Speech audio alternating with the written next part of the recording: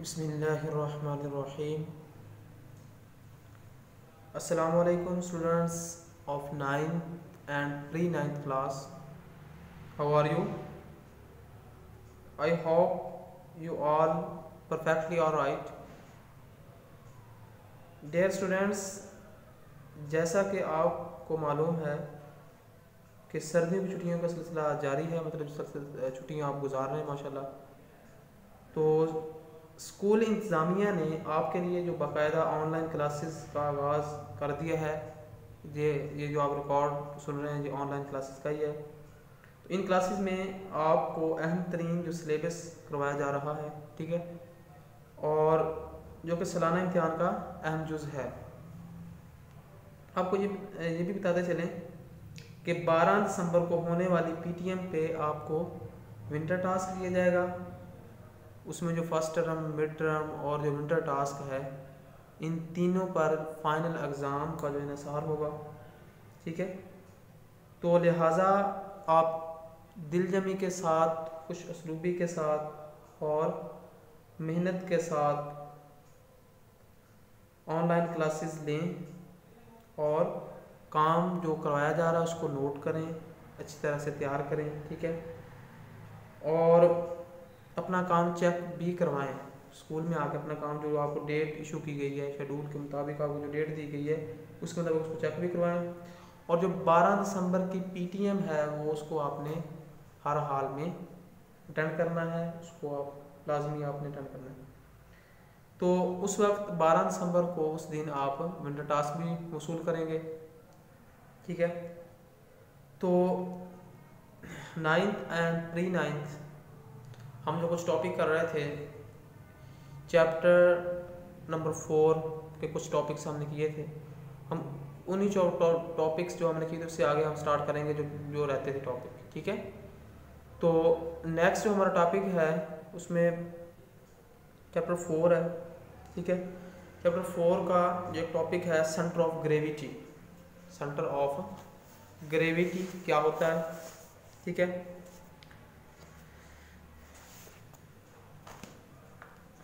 9th plus pre-9th इन दोनों ने इस टॉपिक को आप लिखना है, ठीक है, और इसको याद भी करना है कि टॉप 3 दिसंबर क्लास वर्क डे वैसे ही आपने लिखना है, यूनिट नंबर 4 लिखना है आप लोगों ने। उसके बाद टॉपिक हमारा है centre of gravity. Centre of gravity, ठीक है। बेसिकली ग्रेविटी क्या होता है? ग्रेविटी एक फोर्स ऑफ अट्रैक्शन है जो चीज़ों को अपनी तरफ खींचती है।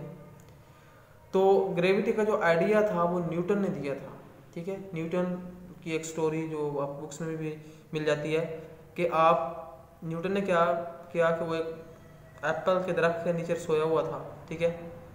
तो ऊपर से अचानक नीचे जो एप्पल एक ऊपर से गिरा और उसके ऊपर जा पड़ा। तो उसने देखा कि एप्पल जो है वो खुद ही ऊपर से गिरा है, टूटा है और नीचे आ गिरा है। तो इसकी कोई ना कोई रीज़न तो है, कोई ना कोई फोर्स तो है इसके ऊपर जो अमल कर रही है, जो इसको ऊपर से नीचे की तरफ मेरी तरफ लेके आई है, ठीक है। तो कोई ना कोई फोर्स तो है। तो इसलिए उसने देखा, उसके बाद उसने बहुत ज़्यादा तगोदो की, उसके बाद उसने ये ग्रेविटी का कंसेप्ट दिया कि ज़मीन जो है ना, ज़मीन का वेट बहुत ज़्यादा है, ये चीज़ों को अपनी तरफ खींच लेती है, इसको फोर्स ऑफ अट्रैक्शन अपनी तरफ खींचती है, तो फोर्स ऑफ अट्रैक्शन पैदा होती है। उसकी वजह से वो चीज़ें जो है ऊपर से नीचे की तरफ। आपने कभी सोचा है कि अगर हम बॉल को ऊपर की तरफ फेंकते हैं वो नीचे की तरफ क्यों आती है, ऊपर की तरफ क्यों नहीं जाती, ठीक है।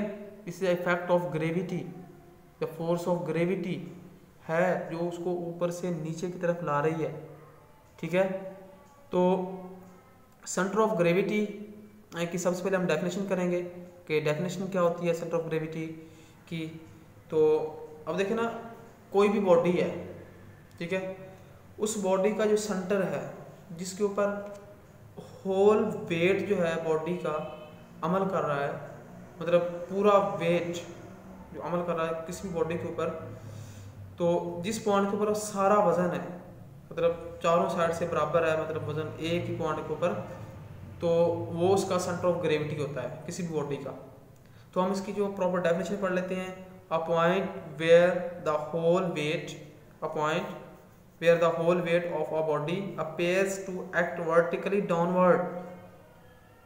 अब देखिए, अब यहाँ से आपने एक पॉइंट को याद रखना है कि आप वो पॉइंट वेयर जहाँ a whole weight of a body, जो होल वेट है, इंटायर वेट है, whole weight of body act कर रहा होता है वर्टिकली डाउनवर्ड, नीचे की तरफ।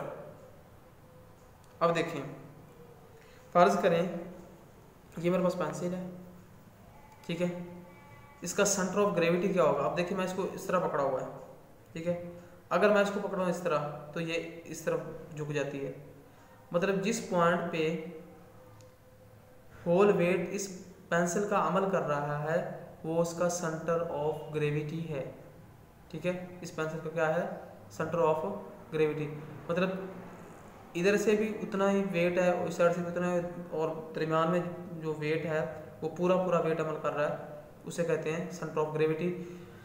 तो सबसे पहले आपने इसकी डेफिनेशन करनी है, a point where the whole weight of a body appears to act vertically downward is called centre of gravity. हम इसकी डायग्राम देखते हैं।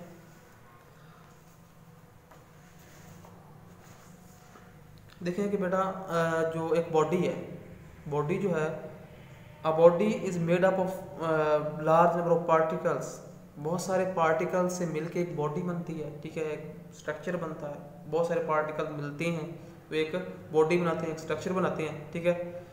तो इन बॉडीज के ऊपर जो पार्टिकल्स हैं, अब देखें ये हमारे पास एक रिजिड बॉडी है, रिजिड बॉडी एक हार्ड किस्म की बॉडी है, ठीक है। तो रिजिड बॉडी है, इसके जो पार्टिकल्स, ये नीचे नीचे छोटे छोटे इसके पार्टिकल्स हैं, ठीक है, और पार्टिकल्स जो डाउनवर्ड नीचे की तरफ, उनकी जो डायरेक्शन है डाउनवर्ड नीचे की तरफ, डाउनवर्ड है, नीचे की तरफ है, ठीक है। अब देखें इन तमाम पार्टिकल्स का जो वेट है एक ही पॉइंट पे एक्ट कर रहा है vertically downward, entire weight, total weight of this body act on the point, this point, ये पॉइंट, इसको आप कोई भी नाम दे सकते हैं, इसको आप ए का नाम दे लें कि इस ए पॉइंट के ऊपर इस बॉडी का वेट जो है वो, इस बॉडी का वेट इस पॉइंट के ऊपर अमल कर रहा है, मतलब जितना वेट इस साइड से है उतना ही इधर से, मतलब टोटल पार्टिकल का जो टोटल वेट है ना, इंटायर वेट है, होल वेट है, इस पॉइंट के ऊपर अमल कर रहा है। मतलब इस साइड से भी वेट इतना है, सेम है, इस साइड से भी सेम है, और टोटल वेट इसके ऊपर, मतलब बॉडीज को हम ऐसे भी, जैसे पेंसिल को मैंने देखा कि पेंसिल जो है यहाँ पे, अगर मैं इसको यहाँ से पकड़ा तो नीचे को मूव करती जाती है, अगर मैं दरमियान से इसको इस तरह इसको हाथ में ग्रिप करता हूँ तो क्या होता है कि इसका जो होल वेट है इसके ऊपर अमल कर रहा है, ठीक है।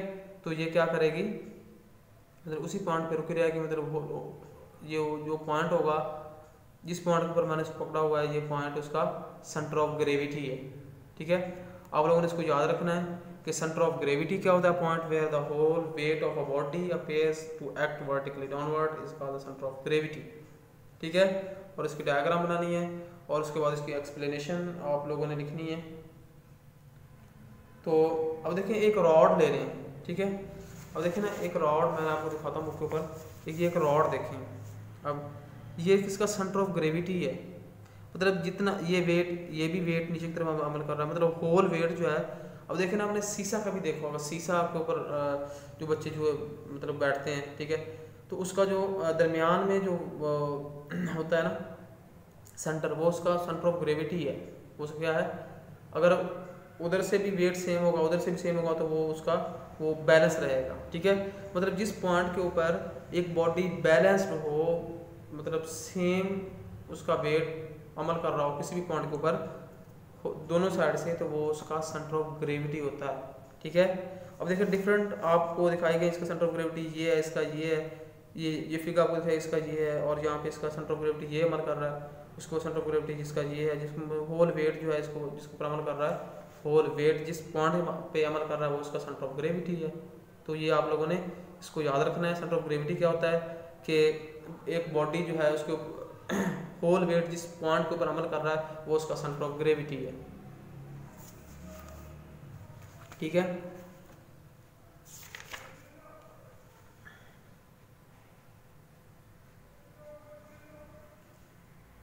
अब देखें एक क्वेश्चन जो है कपल भी पढ़ लेते हैं हम, ठीक है। तो कपल क्या होता है? कपल का तो आपको बहुत अच्छी तरीके से पता होगा कि अगर वो देख कपल क्या होता है। कपल दो चीज़ों का होता है ना, एक चीज़ का तो कपल नहीं बन सकता, ठीक है। तो कपल जो है इसमें टू फोर्सेस अमल कर रही होती हैं किसी भी बॉडी के ऊपर। अगर टू फोर्सेस अमल कर रही हैं, basically couple is form by two unlike parallel forces of same magnitude but not along the same line. Same magnitude, a couple is formed by two unlike parallel forces the same magnitude but not along the same line. वो कहता है कि अगर किसी भी a couple दो forces अमल कर रही हैं, अनलाइक पैरेलल फोर्सेस हैं। अनलाइक पैरेलल फोर्सेस कौन सी पैरेलल फोर्सेस होती हैं? जो एक दूसरे के पैरेलल होती हैं लेकिन उसकी डायरेक्शन डिफरेंट होती है। एक फोर्स उस तरफ लग रही है, दूसरी इस तरफ लग रही है। This is a unlike parallel forces. उसकी डायरेक्शन जो है वो डिफरेंट होती है लेकिन मैग्नीट्यूड का सेम, एक ही लाइन में मतलब डायरेक्शन सेम है और मैग्नीट्यूड डिफरेंट है। फर्ज करें कि आपने ये देखें एग्जांपल इसके मैं बताता हूँ आपको। ये स्टीयरिंग, गाड़ी का जो स्टीयरिंग है उसको हम इस घुमाते हैं। अब ये फोर्स पुश आगे तक की तरफ मूव कर रही है और ये पीछे की तरफ, मतलब एक फोर्स आगे की तरफ मूव कर रही है। जितनी हम आगे की तरफ फोर्स लगा रहे हैं ना, उतनी ही ये फोर्स पीछे की तरफ लग रही है। तो मतलब क्या हुआ, ये फोर्सेस सेम है। मैग्नीट्यूड जितनी फोर्स उधर लगाई उतनी ही इस तरफ मूव किया उसने। तो फोर्सेस का जो मैग्नीट्यूड है, मिकदार है, सेम है, बट डायरेक्शन इज डिफरेंट। ये फोर्स उस तरफ लग रही है, ये इस तरफ लग रही है, ठीक है। This is a couple. ये कपल बना रही है ना। एक फोर्स दो चीज़ों का बनता है, मैंने आपको बताया कपल एक चीज़ का तो बन नहीं सकता, मतलब दो फोर्सेस कम से कम दो फोर्स होनी चाहिए।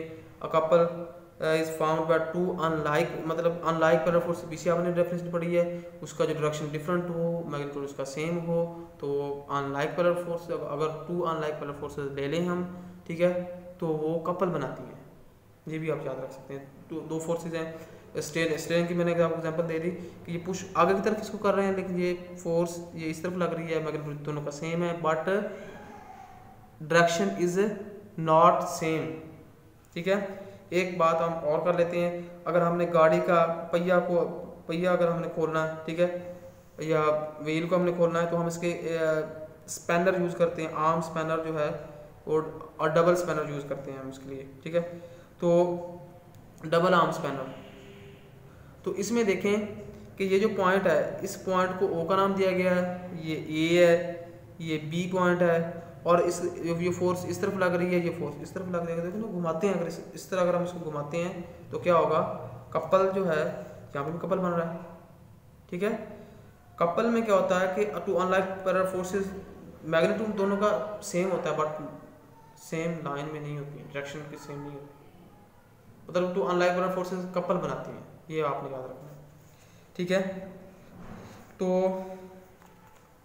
अगर हम यहाँ से लें, अब देखें total torque of the couple.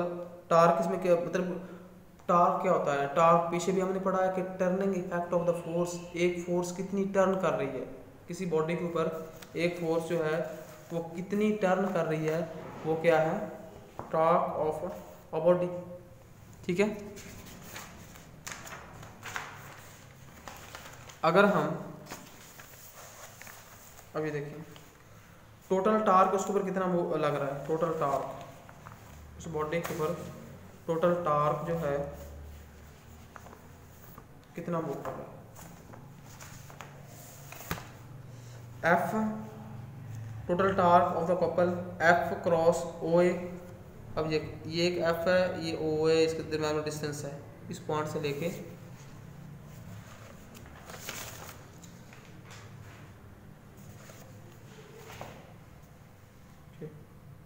ये फोर्स एफ ये फोर्स इस तरफ लग रही है, ओ ए इसके दरमियान में डिस्टेंस है, इसका सेंटर है और इसका ये सेंटर है ओ। अब टोटल टार कितना होगा, अगर हम फोर्स को इससे मल्टीप्लाई करते हैं एफ क्रॉस ओ ए, ठीक है,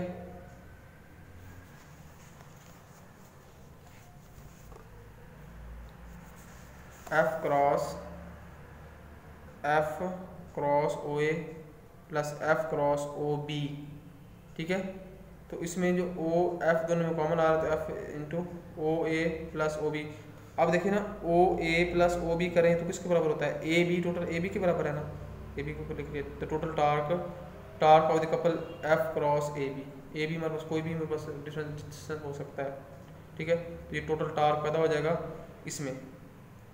तो इसी तरह ये जो हमने टॉपिक किया है इसको कपल जो को किया है, और ये टॉपिक हमने सेंटर ऑफ ग्रेविटी किया है, इसको आप लोगों ने अच्छी तरीके से याद करना है और इसको आप लिखना भी है अपनी कॉपी, नीट कॉपी के ऊपर, और जब शेड्यूल के मुताबिक आपने इसको चेक भी करवाना है। तो अच्छी तरीके से आप अभी इसकी तैयारी करें, याद करें और एग्ज़ाम में मतलब आपको कामयाबी दे। ओके, हाफिज़।